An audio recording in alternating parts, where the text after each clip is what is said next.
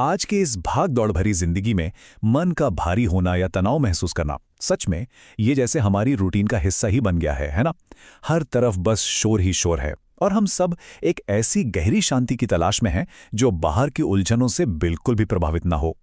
आज के इस खास विश्लेषण में हम एक बेहद दिलचस्प स्रोत सामग्री के जरिए इसी शांति के रहस्य को डिकोड करने वाले हैं। ये कोई आम थ्योरी नहीं है, बल्कि राजयोग मेडिटेशन के सिद्धांतों पर आधारित एक गहरा आध्यात्मिक रास्ता है। हम ये समझने वाले हैं कि कैसे इस स्रोत के अनुसार अपने मन की शक्तियों को सही दिशा देकर एक एकदम शांत और तनावमुक्त जीवन जिया जा सकता है। चलिए शुरू करते हैं। आप दुनिया भर में जो दुख और चिंताओं का एक तरीके से अंधकार फैला हुआ है, उसे देखकर एक बहुत बड़ा सवाल मन में आता है, क्या इस अंधेरे से बाहर निकलने का वाकई कोई रास्ता है? तो इसका जवाब है हाँ, बिल्कुल है। स्रोत सामग्री हमें बताती है कि दुनिया के इस भारी और तनावपूर्ण माहौल के बिल्कुल विपरीत एक ईश्वरीय प्रकाश का मार्ग भी मौजूद है। एक ऐसा रास्ता जो हमें एक बहुत ही सकारात्मक और शक्तिशाली स्थिति की ओर से जाता है। एक ऐसी स्थिति जहां मन पूरी तरह से शांत और एकदम स्थिर हो जाता है।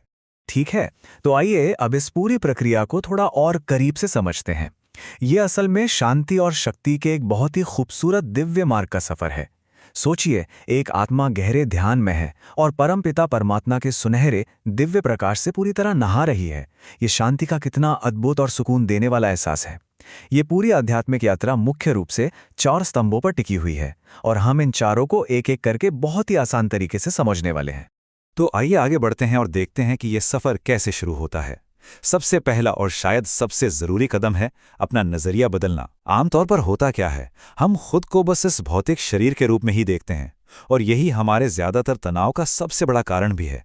लेकिन ये पहला स्तंभ हमें सोल कॉन्शियसनेस यानी आत्मिक स्मृति की तरफ ले जाता है। इसका बेसिक फंडा बस यही पहचानना है कि मैं ये शरीर नहीं बल्कि एक चेतना हूं, एक आत्मा हूं। ये छोटा सा बोध ही असल में आध्यात्मिक जागृति की पहली सीढ़ी है। यहीं से सारी चिंताओं का वो भारी बोझ धीरे धीरे हल्का होना शुरू हो जाता है।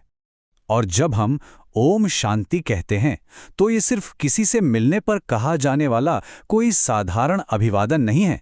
इसका अर्थ बहुत बहुत गहरा है। यहां ओम शांति का सीधा सा मतलब है, मैं एक आत्मा हूं और शांति ही मेरा असली घर है। जरा सोचिए, सच्ची शांति को हम बाहर बाजार में या महंगी चीजों में तो नहीं ढूंढ सकते, है ना? शांति तो आत्मा का अपना बिल्कुल नेचुरल स्वभाव है।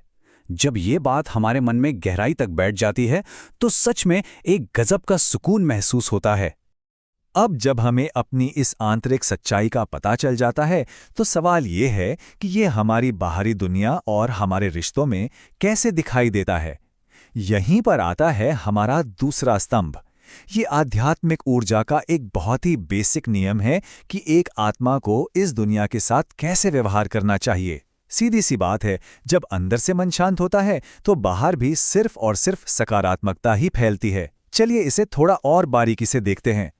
तो सुख का ये जो चक्र है वो बहुत ही सिंपल है, सबको सुख दो और सुख लो। जब हम दूसरों के साथ खुशी बांटते हैं तो ये छोटा सा लगने वाला काम हमारे खुद के जीवन से भी तनाव को बिल्कुल छूमंतर कर देता है। खुशी बांटने से ही जीवन में असली पॉजिटिविटी आती है। ये विचारों के आदान प्रदान का एक ऐसा खूबसूरत चक्र है जो हमारे चारों तरफ एक बहुत ही शांत, चमकता हुआ और सकारात्मक आभामंडल यानी एक ऑरा तैयार कर देता है। लेकिन रुकिए, क्या ये पूरा सफर हमेशा इतना ही आसान होता है? खैर, इस रास्ते में एक बहुत बड़ी रुकावट भी आती है जिसे हमें हर हाल में पार करना होता है, और वो है विकारों और गलत इच्छाओं का एक बहुत बड़ा शत्रु। स्रोत सामग्री बहुत ही स्पष्ट रूप से इस शत्रु की तरफ इशारा करती है, जो असल में हमारे मन के भारीपन और दुखों का सबसे बड़ा कारण है। इसे काम विकार कहा गया है। और सच तो यह है कि जब तक इस पर पूरी तरह से जीत हासिल नहीं कर ली जाती, तब तक उस सच्ची और गहरी शांति का अनुभव करना लगभग नामुमकिन है। इसलिए इस बात को गहराई से समझना बहुत जरूरी हो जाता है। स्रोत में एक बहुत ही पावरफुल बात कही गई है, काम विकार आदि मध्य अंत दुख देने वाला है। ये सच में सोचने वाली बात है। इसका सीधा सा मतलब ये है कि विकारों और इन गलत इच्छाओं के आगे घुटने टेकने का रिजल्ट हमेशा हमेशा दुखदायी ही होता है, चाहे वो शुरुआत हो, बीच का समय हो या फिर अंत। ये विकार हमारी जिंदगी में सिर्फ और सिर्फ कन्फ्यूजन, भारी तनाव और दुख ही लेके आता है। तो इससे बचकर रहना ही सबसे बड़ी समझदारी है। तो फिर इस बड़ी सी रुकावट को पार कैसे किया जाए?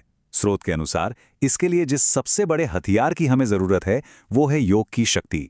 योग बल को एक तरह से वो अल्टीमेट शील्ड यानी ढाल बताया गया है जो आत्मा को फिर से पावन और शुद्ध बनाती है। यही वो शक्ति है जो हमें दुखों के उस घने अंधेरे से निकालकर वापस पवित्रता के प्रकाश में ले जाती है। इसी योग के जरिए हम इन विकारों पर जीत हासिल करके एक एकदम साफ, स्वच्छ और शांत जीवन की कल्पना कर सकते हैं। और अब हम इस पूरी आध्यात्मिक यात्रा के सबसे चरम बिंदु पर पहुंचते हैं, जो है हमारा चौथा और आखिरी स्तंभ। ये राजयोग ध्यान के जरिए मन की उस परम शांति को पाने के बारे में है। राजयोग असल में वो रास्ता है जो हमें सीधे ईश्वरीय ऊर्जा से कनेक्ट करता है। ध्यान रहे, ये कोई साधारण मेडिटेशन नहीं है, ये परमात्मा के साथ एक सीधा और बहुत ही गहरा कनेक्शन बनाने की विधि है, जहां से हमें सारी आध्यात्मिक शक्तियों की प्राप्ति होती है। अब यहां जो बात सबसे ज्यादा दिलचस्प है वो ये है कि जब कोई उस ज्ञान के सागर यानी परमात्मा को याद करता है तो आखिर होता क्या है? जरा इमेजिन कीजिए, वो परम प्रकाश, वो सुनहरी किरणें जो सीधे सर्वोच्च सत्ता, जिन्हें शिव बाबा के रूप में भी जाना जाता है, उनसे आ रही हैं। जब हम उनके साथ जुड़ते हैं तो उनकी ये किरणें एक शुद्ध करने वाली आग की तरह काम करती हैं। ये जो डायरेक्ट कनेक्शन है ना, ये आत्मा को बहुत ही गहरे स्तर पर जाके एकदम क्लीन कर देता है। और इसका रिजल्ट क्या होता है? एक तरफ परमात्मा की उस याद से आत्मा के अंदर जो भी खाद जमा है, यानी जो भी विकार और नेगेटिविटी है, वो सब बाहर निकल जाती है, बिल्कुल एक ऐसी तेज अग्नि की तरह जो सब कुछ शुद्ध कर देती है। और वहीं दूसरी तरफ जैसे जैसे ये नेगेटिविटी खत्म होती है, हमारी अपनी आंतरिक आध्यात्मिक शक्ति तेजी से बढ़ने लगती है। आत्मा उस ईश्वरीय सुनहरे प्रकाश और शक्ति से पूरी तरह भर जाती है और एक बहुत ही शांत, हल्की और खुशनुमा स्थिति में आ जाती है। राजयोग का ये जो दिव्य मार्ग है, जो हमारी अपनी आत्मिक पहचान से शुरू होकर परमात्मा के उस खूबसूरत सुनहरे प्रकाश तक जाता है, ये हमें एक बहुत ही अद्भुत मोड़ पर लाकर खड़ा कर देता है।